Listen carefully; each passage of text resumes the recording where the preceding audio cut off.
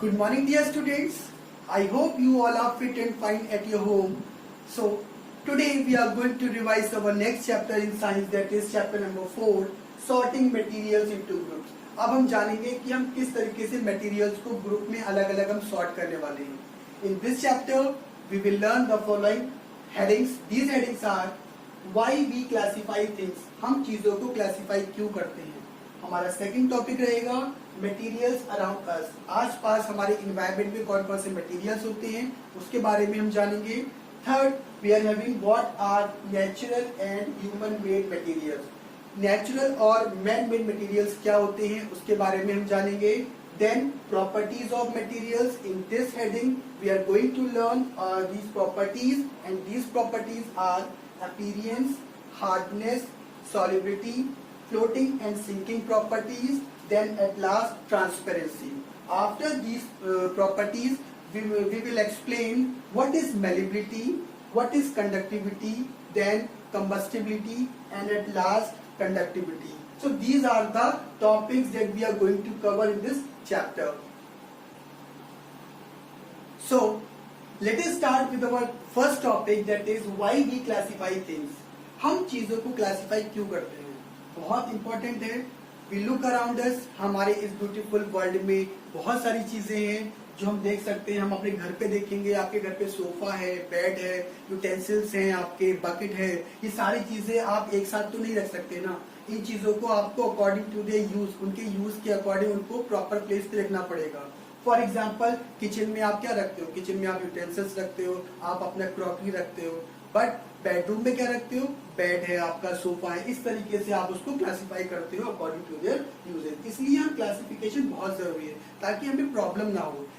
Similarly in your school में आप देखते हैं childrens are group according to their standards. बच्चों को उनकी क्लास के अकॉर्डिंग उनको रखा जाता है. बुक्स में आप देखोगे लाइब्रेरी में कि बुक्स किस तरीके से सब्जेक्ट वाइज अकॉर्डिंगली रखी जाती हैं ताकि कोई कंफ्यूजन ना हो, किसी भी प्रकार की कोई प्रॉब्लम ना हो. इसलिए हम क्लासिफिकेशन करते हैं चीजों का. As far as definition is concerned of classification, the process of putting the things according to their some known property, that is called classification. कुछ प्रॉपर्टी जैसे नोन है कि वो इस काम में आएगा, इसीलिए उसको हम ग्रुप करते हैं. Secondly the topic is materials around us. हमारे आसपास कौन कौन से मटेरियल्स हैं. बहुत सारे मटेरियल्स हैं हमारे आसपास. कुछ नेचुरल होते हैं, कुछ मैन मेड होते हैं.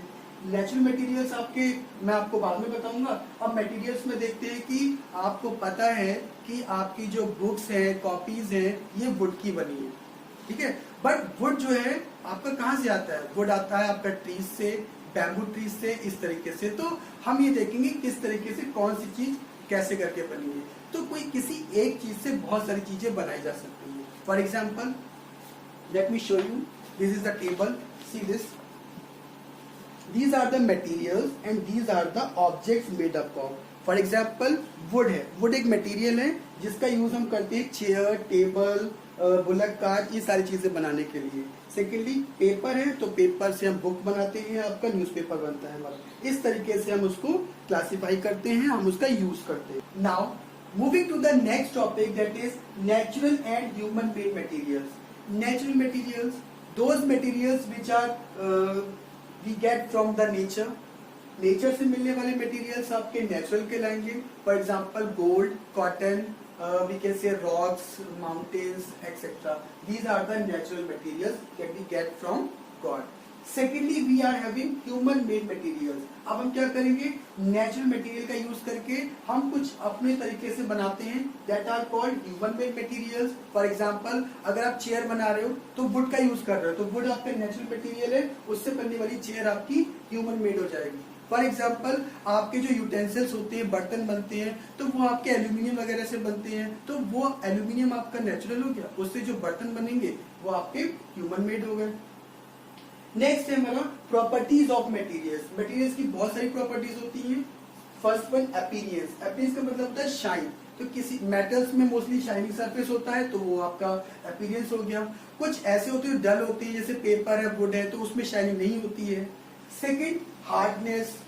कुछ हथौड़ा मारने से आसानी से टूट जाते हैं, वो सॉफ्ट होते हैं। जो टूट ही नहीं सकते वो हार्ड होते हैं। तो हम उसके बेसिस पे भी मटेरियल्स को क्लासिफाई कर सकते हैं कि वो हार्ड है या फिर सॉफ्ट है।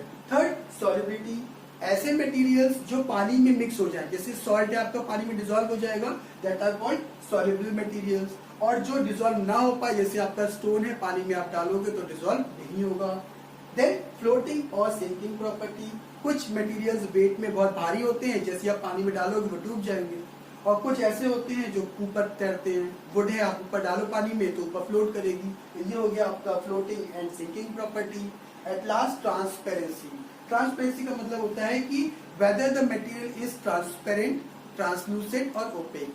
लाइट को आर पार पास कराते हैं, जैसे आप ले लोगे मिरर तो आप आर पार देख सकते हो कि वो पूरी की पूरी लाइट पास करा देता है, तो ट्रांसपेरेंट है। ट्रांसलूसेंट समहाउ थोड़ी बहुत लाइट पास कराता है, तो थोड़ा सा ब्लर दिखता है उसमें।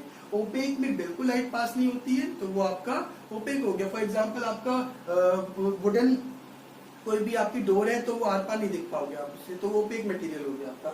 उसके बेसिस पे भी हम उसको कैटेगराइज कर सकते हैं।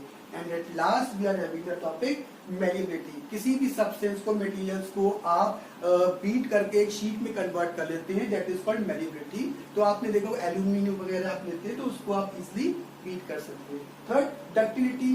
डक्टिलिटी मतलब होता है कि किसी चीज को आप वायर में कन्वर्ट कर लो, जैसे कि कॉपर के वायर होते हैं, तो वो आपके मटेरियल की प्रॉपर्टी होती है कि किस तरीके से किसी मटेरियल को वायर में कन्वर्ट करना, दैट इज डक्टिलिटी।